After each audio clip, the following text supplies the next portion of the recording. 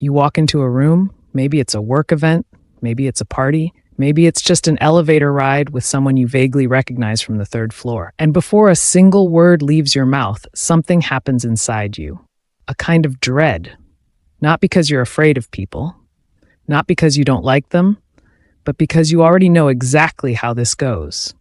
The weather, the weekend, the vague back and forth that feels like it was designed to mean nothing and go nowhere. Small talk. For a lot of people, especially introverts, small talk doesn't just feel awkward. It feels like a performance you were never given the script for. Like everyone else got the rule book and you showed up having to improvise. And the harder you try to do it right, the more wrong it feels, the more mechanical it comes out. The more obvious it seems that you're working at something that's supposed to come naturally. So you stay quiet, or you give short answers, or you find the one person you actually know and orbit around them for the rest of the evening. And on the drive home, some part of you wonders whether you're just fundamentally bad at this. But here's what most people never realize. Small talk isn't meaningless. It isn't some shallow ritual that emotionally intelligent people have risen above. It's actually one of the most psychologically complex forms of communication there is. And the reason most introverts struggle with it has almost nothing to do with being antisocial or awkward or emotionally unavailable. It has everything to do with how your brain processes social interaction differently. Once you understand what's actually happening during small talk, psychologically, neurologically, evolutionarily, the whole thing stops being something you endure and starts being something you can genuinely use. This video is going to walk you through exactly that. Let's start at the foundation. What is small talk, really? Most people think of it as the opposite of deep conversation, as filler, as the thing you do before the real conversation starts.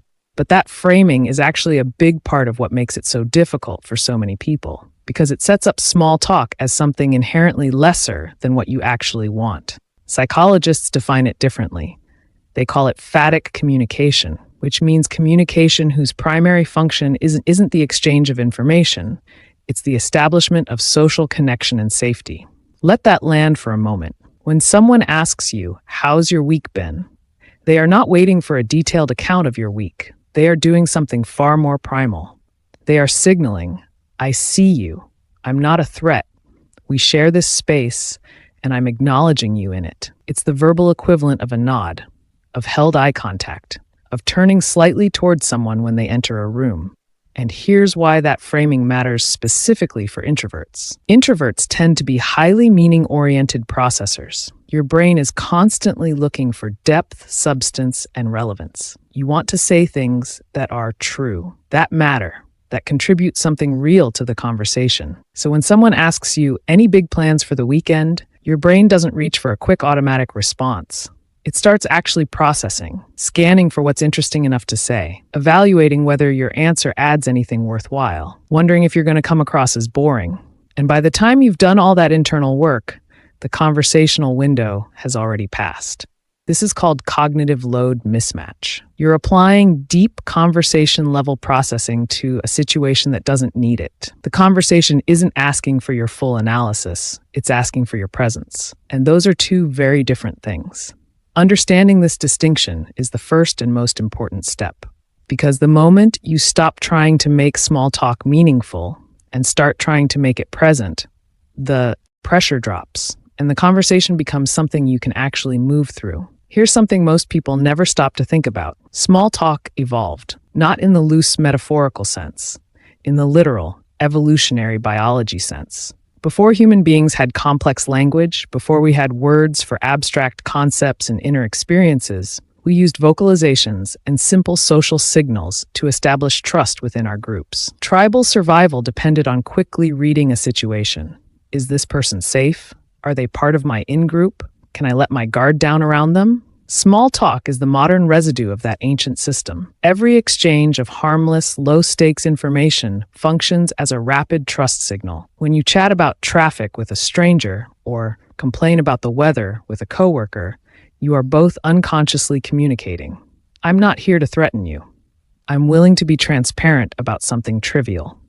We can coexist. This is why completely skipping small talk, jumping straight into deep, meaningful conversation with someone you've just met, tends to make people uncomfortable, even if the content is interesting, because the safety check hasn't happened yet.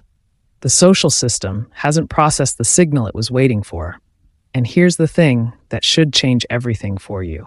Every meaningful relationship you've ever had started with something small. A throwaway comment that made someone laugh, a shared observation about something in the room, a brief exchange about absolutely nothing that, for some reason, made both of you slightly more present to each other. That moment was a door. Small talk was what opened it. And when you start seeing it that way, not as the thing you do instead of real connection, but as the thing that makes real connection possible, the whole experience reframes itself. It stops feeling like a waste of time. It starts feeling like the beginning of something. Before we go further, if this is already shifting how you think about social interaction, it means this content is built for you. Subscribe and turn on notifications, because every week we go deep on the psychology behind the things that quietly shape how you think, connect, and move through the world. It takes 2 seconds. It genuinely helps this channel. Now let's keep going. Here's the thing nobody ever tells introverts about small talk. You have a natural advantage. You just haven't learned how to use it yet.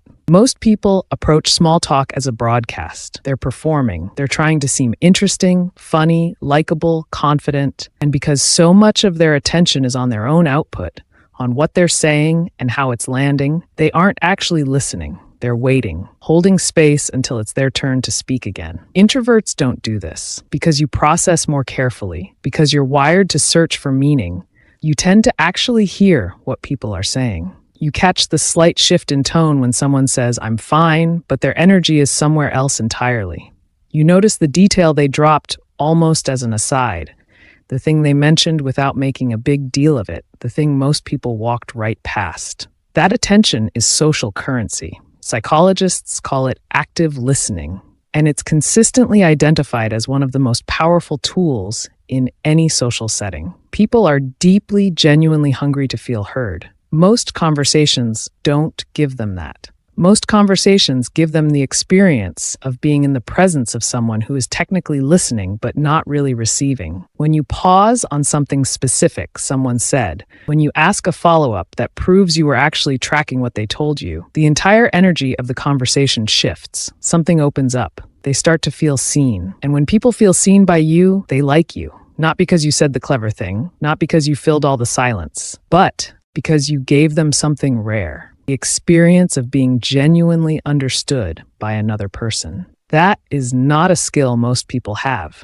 but it is something introverts are already wired to provide. The challenge has never been developing the ability. It's been giving yourself permission to trust it. One of the most common frustrations introverts describe is feeling trapped at the surface. The conversation bounces back and forth about nothing. You answer the question, you smile, you nod, and the whole time, some part of you is thinking, why can't we just talk about something that actually matters? The reason that shift feels impossible is that most people try to jump from small talk to depth. They try to suddenly redirect the conversation to something serious or meaningful, and it feels jarring, like changing lanes without warning. So they never do it. They stay in the shallows for the whole interaction. But what you actually need isn't a jump, it's a bridge. A bridge is a single question or observation that takes a surface-level detail and opens a door just 1 degree deeper. Not dramatically deeper. Just enough for the other person to feel like they've been invited somewhere more interesting. Here's how it looks in practice. Someone says, "I've been so busy lately." The surface response, "Yeah, me too." Conversation stays flat. The bridge, what's been taking up most of your energy? Notice what that question does. It takes their statement and makes it specific. It turns a generic complaint into an invitation to talk about something real. And because it follows naturally from what they said, it doesn't feel like a sudden pivot. It just feels like the conversation progressing. The other person doesn't feel interrogated. They feel interested in. You can do this with almost any opening. Any big plans for the weekend becomes, what does a good weekend actually look like for you these days? Work's been a lot becomes, what kind of a lot? I just moved here. Becomes, what made you choose this place? Each bridge is just 1 step deeper, not a leap, a single step. And almost every time, the other person follows. Not because you pulled them somewhere, but because they were already hoping someone would take them there. They were waiting for exactly this. Let's talk about the moment every introvert dreads more than the small talk itself: the silence, the gap where a response was supposed to come and nothing did. Your brain went somewhere. Maybe you were genuinely thinking about what they said. Maybe you got pulled into your own head. And now there's this pause, and you can feel the awkwardness filling it. In that moment,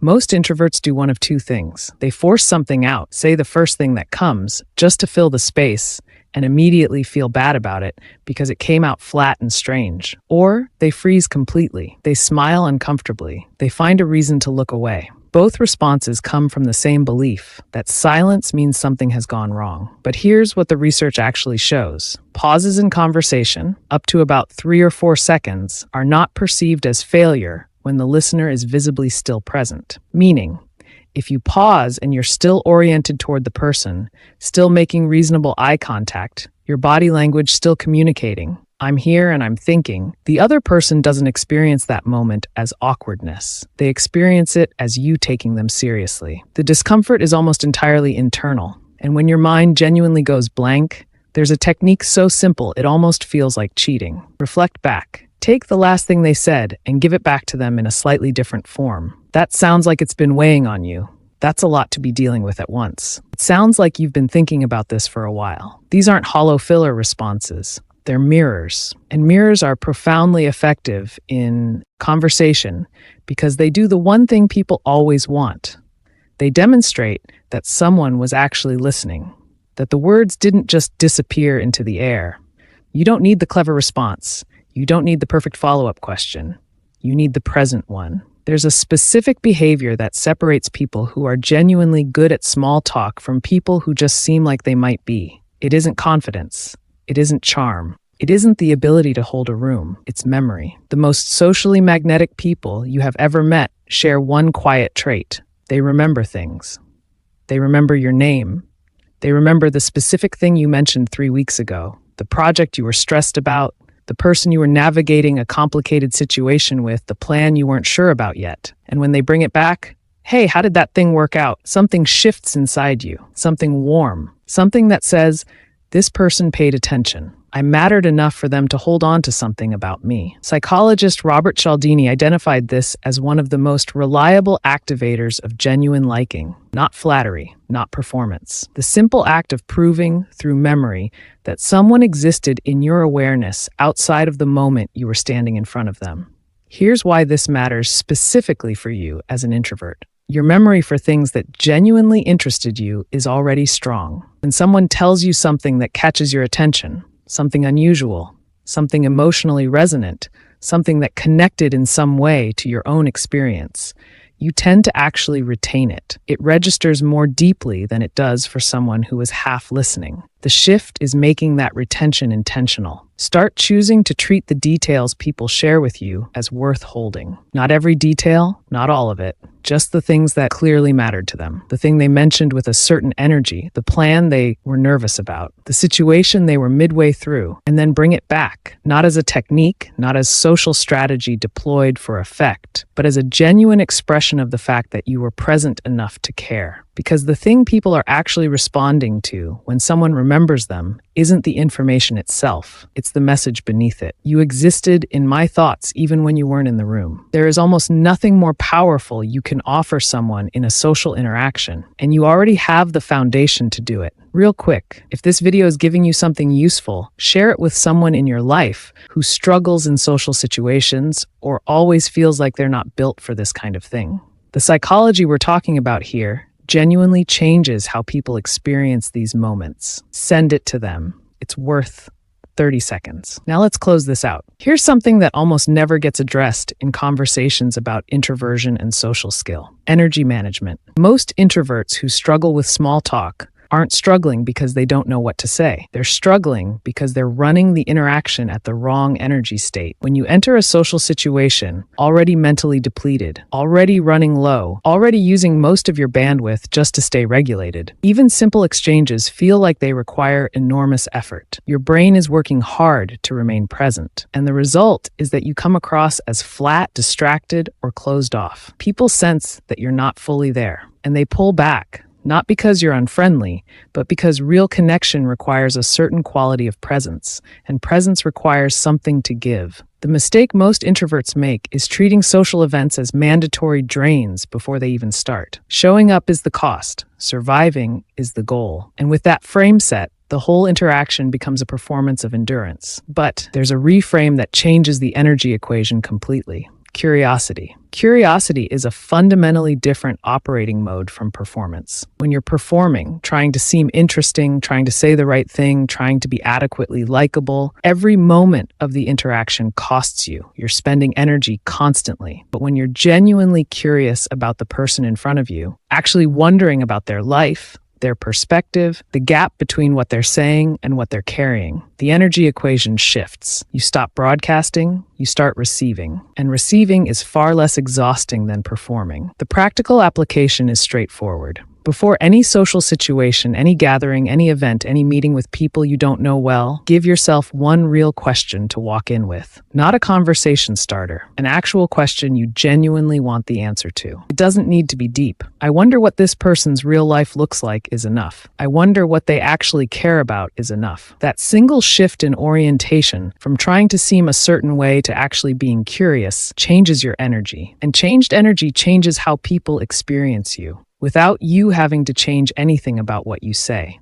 Everything we've covered so far has been about the mechanics, the psychology, the techniques, the reframes, but I want to end with something bigger, because there's a reason all of this matters beyond getting through uncomfortable conversations. Think about the relationships in your life that genuinely sustain you, the ones that feel like home, the ones where you don't have to perform, don't have to explain yourself, don't have to brace for how you'll come across. Every single one of those relationships was built incrementally, one small moment at a time. A shared laugh over something that wasn't even that funny. A comment you both made about the same thing at the same time. A brief exchange that stuck in a way neither of you planned for. These moments don't feel significant when they happen, but they're doing something slow and cumulative. They're building a kind of relational architecture, a history, a shared reference point that says, we have existed in each other's presence and found it worth returning to. Small talk is the material that architecture is made from, not because the words themselves matter, but because every single moment of it is an act of showing up, of being willing to exist in connection with another person, even when the stakes are low and nothing important is on the line. And that accumulates, quietly, underneath everything. For introverts is the reframe that changes everything. You don't have to love small talk. You don't have to become the person who works every room like they were born for it. That is not the goal. That was never the goal. The goal is to stop treating small talk as the enemy of depth and start treating it as the path to depth. Because depth doesn't happen in spite of small talk. It happens through it. It happens because somewhere in all those low-stakes exchanges, trust builds, familiarity forms, the walls come down just enough, and then one day, without either of you planning it, the conversation goes somewhere real. That's not luck. That's architecture. And it started with something small. If there's one thing I want you to carry out of this video, it's this. Your introversion was never the problem. The problem was a model of small talk that had no room for the way introverts actually think and connect. A model that said you have to be fast, effortless, and constantly interesting. And if that doesn't feel natural to you, something is wrong with you. Nothing is wrong with you. Once you understand that small talk is about presence, not performance, that it runs on listening, not broadcasting, on curiosity, not charm, it stops being something you have to push through and starts being something you can actually do well. Better in many cases than people who've never had to think about it at all. The next time you're standing in that room, before that conversation you've already dreaded in your mind 10 times over, remember what it's actually for. It's not filler. It's not a test. It's a first step, and you are far more equipped to take it than you've been giving yourself credit for. If you want more content like this, which deep dives into the psychology behind the way we think, connect, and experience the world, subscribe to this channel. And if something in this video gave you a different way to see yourself, leave a comment. Tell me which part hit most. I read every single one. I will see you on the next one.